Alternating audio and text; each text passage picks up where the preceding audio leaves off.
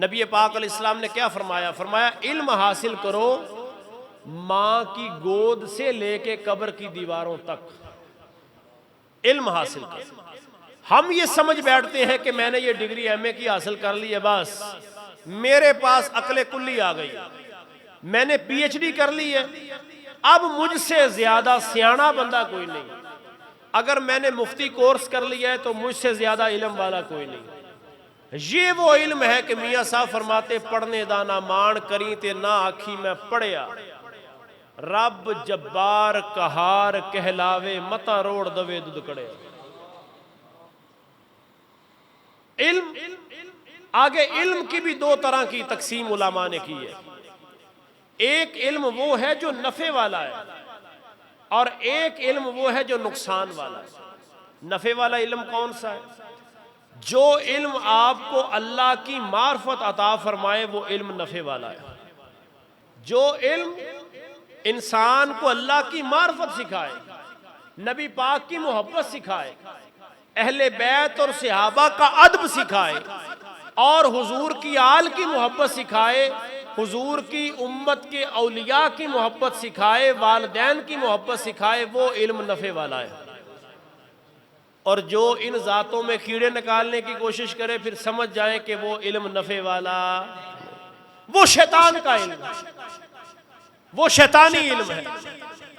आला हजरत ने बड़ी खूबसूरत बात कही, फरमाया शिर्क ठहरे जिसमें ताजीमे नबी,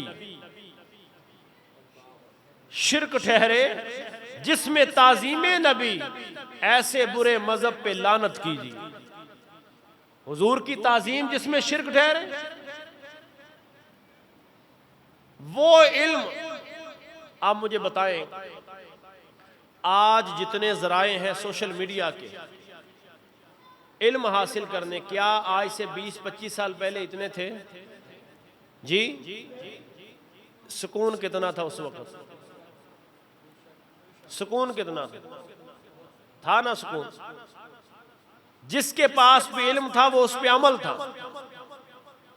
आज जो नमाज़े तरावी में लोगों की तादाद है, क्या आज से 20-25 साल पहले इससे ज्यादा नहीं थी? आज क्या पता है पढ़ा लिखा बंदा या सोशल मीडिया के मौलवियों को सुनने वाला, पता है वो क्या कहता है?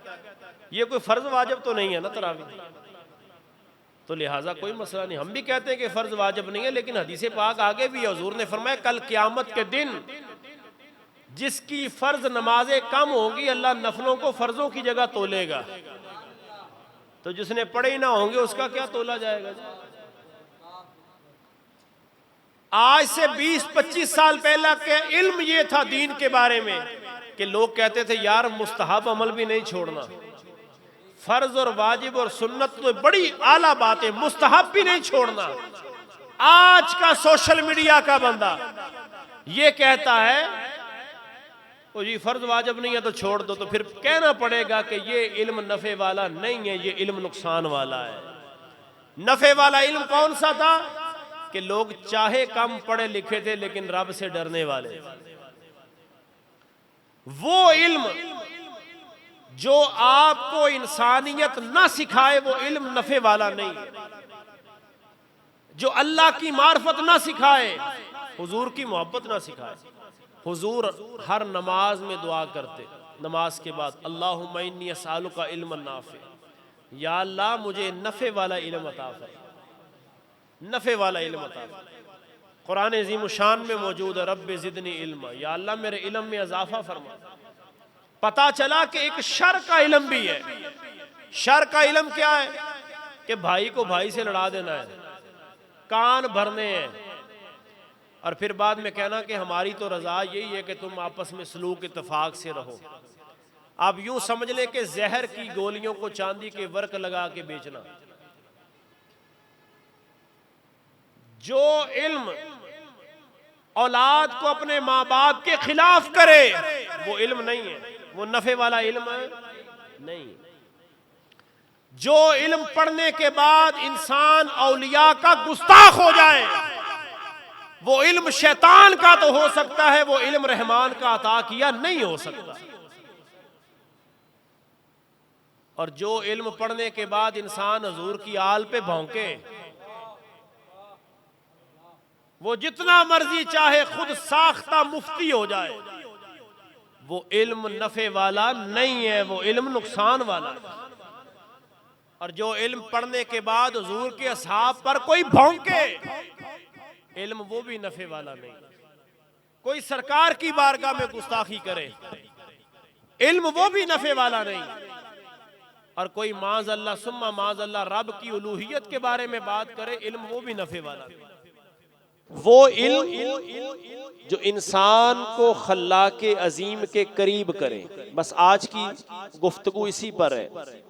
जो इल्म आपको अल्लाह और उसके रसूल से मोहब्बत करना सिखाए, वो इल्म है। बाकी ये जो कागज की डिग्रियां हैं, ये तो अच्छी जॉब हासिल करने के जराए हैं। या यूं समझ ले कि ये जो हमारे तालीमी निजाम की डिग्रियां हैं, ये बताया जाता है कि जो आपने पेमेंट अपने बच्चों की फीसों की अदा की है, ये उसकी रसीद है। बहुत बड़ी बात मैंने अर्ज की। वो जब बोलता है तो फिर पता चलता है कि इसने तालीम हासिल कैसे की है।